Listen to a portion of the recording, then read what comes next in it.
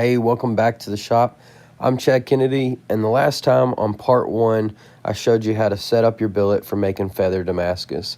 And today we're going to finish the process and show you how I made the feather Damascus for this knife and how I do all my other builds. So stick around.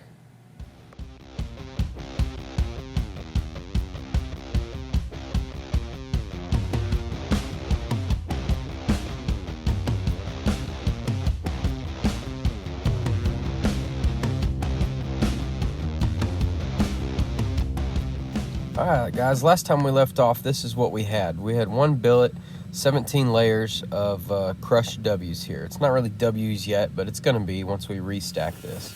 So we're going to clean up with the angle grinder the entire billet, sides and everything.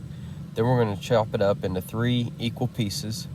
So to do that, we'll cut both ends off of it, and then we'll get our measurement from that and cut it up into 3 pieces. Then we're going to tack weld both ends, and once this gets drawn out again, just like last time, those welds are going to disappear when we cut the ends off. So from here on out, it's going to be the same process over and over. All we're going to do is draw the billet out to the length of the forge, as long as we can get it, and then once we get it drawn out, we're going to take it over to the power hammer and bust a lot of the scale off of there with the power hammer. And also this helps me I think get it a lot flatter than when I put it in the press, because you can kind of smooth out if there's any unevenness in it, and you can also crisp up the corners, which helps you out when we go to restacking, that the pieces are rectangular and the corners aren't rounded over too much. Now we're just going to let our billet cool, and once it gets down past that red color, then we can start grinding on it, and we won't have to worry about scale being created after we clean it up. But we'll do just like before. We're going to cut the ends off of it, measure it out, divide it into 3 equal pieces, and restack it. But let me show you a little bit of how the end grain looks, okay? Disregard that line in the middle. I wrapped a piece of string around it. It messes up the edge. But this is 3 layers of that original 17 layers, and you can see why they call them W's. This is what gives the pattern that feather-like look. You know, besides the vein that runs down the middle, you have to have these. If you didn't have the W's, it's not really feather Damascus. I've made that mistake before. So once again, we cut it up, clean those pieces up, weld them together, put your handles on it, and put it back in the forge.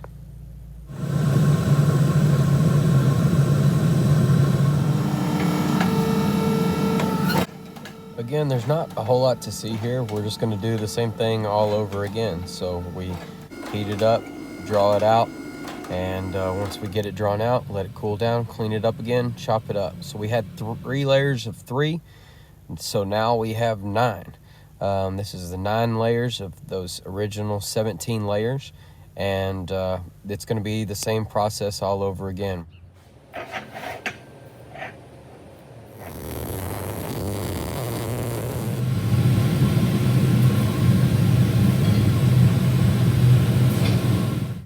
There's a lot of waiting on the forge, so what are you doing? You know, there's a lot of going in and out of the shop and playing with the dog and things like that. So it makes for a long day, but I think in the end you're going to be really pleased with the results. I would like to ask you, if you haven't subscribed yet, to please do that. I mean, it's not like it costs you anything, and it sure helps me out and encouraging me to keep on making videos and stuff. Also, if you don't mind, hit that like button if you like the video. Apparently hitting the like button is like crack to the algorithm of YouTube, so always hit my like buttons if you like it, and I appreciate you watching. Alright, so now we've got it where we want it. This is 27 layers of the crushed W's, and you can see the pattern is really fine. You might think, well, that's not exactly what it looked like in the end product. Well, it's going to get drawn out a little bit. So from here, this is where we change it up. We're going to cut up a bunch of pieces. What I've done is 1 inch long. So the billet's about 5/8 of an inch thick. We're going to cut a bunch of pieces 1 inch long. Then we're going to restack that up. So you can see here I've got 8 pieces, and I try to keep these in order as I cut them and as I clean them up, and keep the orientation the same. You can kind of tell that. You can either mark it, or you can just tell by your chop saw marks. You know, once it gets towards the end, it gets real blued on the end, so you can kind of keep them in order that way.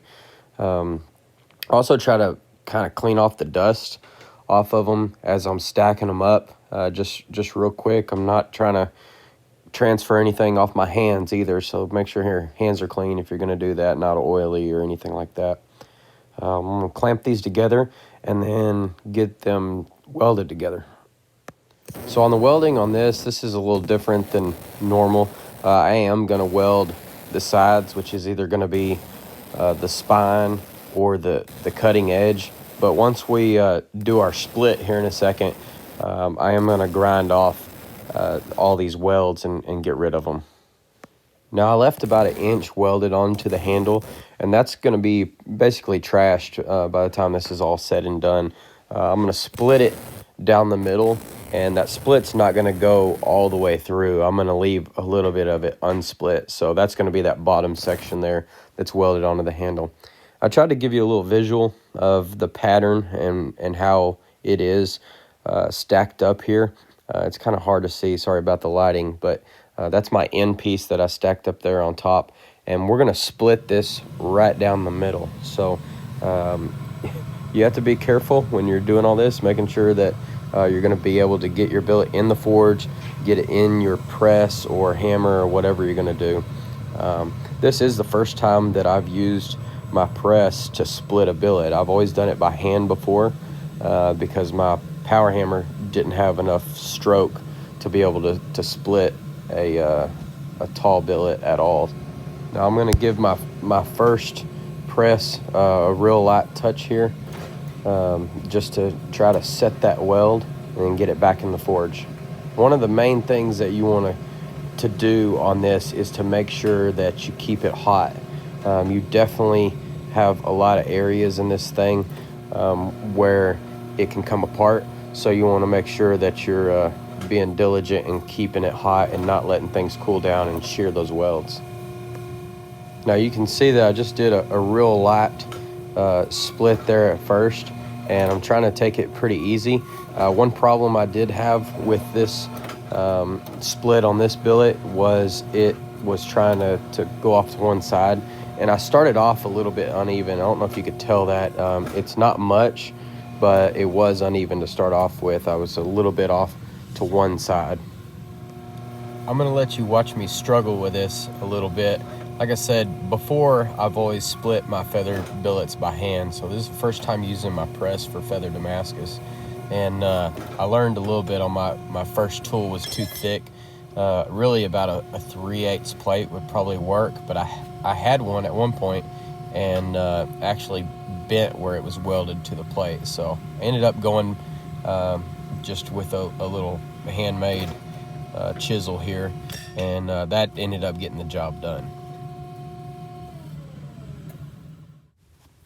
All right, now that we've got our billet split, we're gonna clean it up and get it forge welded back together so we can draw it out.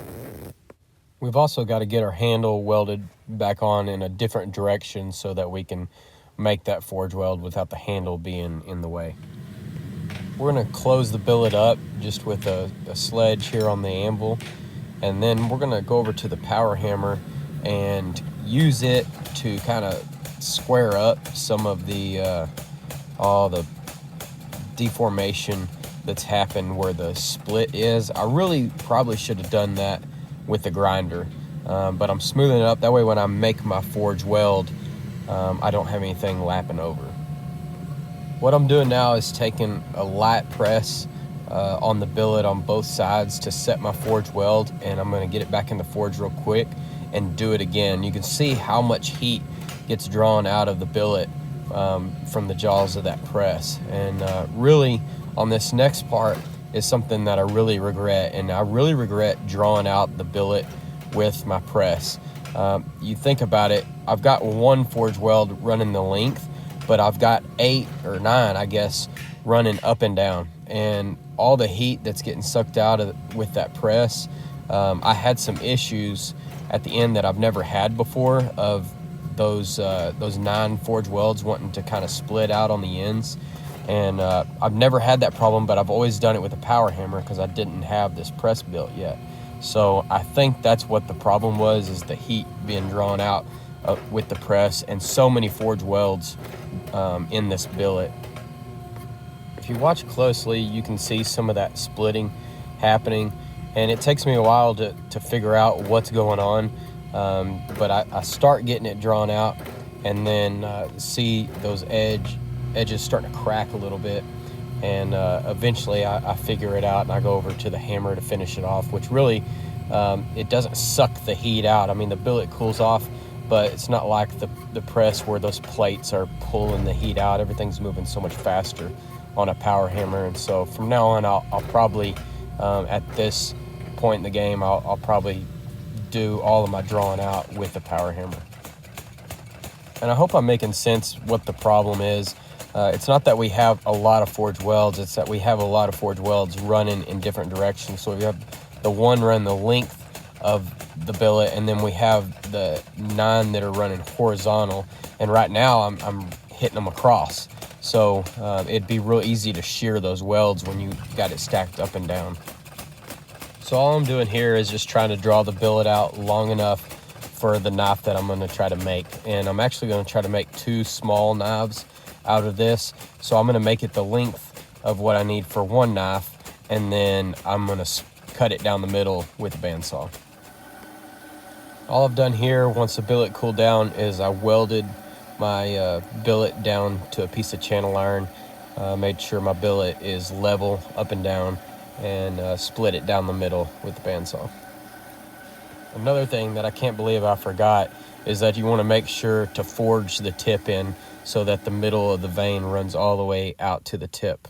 Here's a little etch, the first etch I got after getting the blade all cleaned up, and you can see the pattern turned out real nice. So from here on out, it's just regular knife stuff. I do some silver wire inlay on the handle. If you'd like to see how I do that, I've got a couple videos on that. But I appreciate you watching, I really do, and like the video. It helps me out. Subscribe to my channel, that helps me out, and hopefully we'll get some more videos up here soon, and we'll see you next time. Thanks.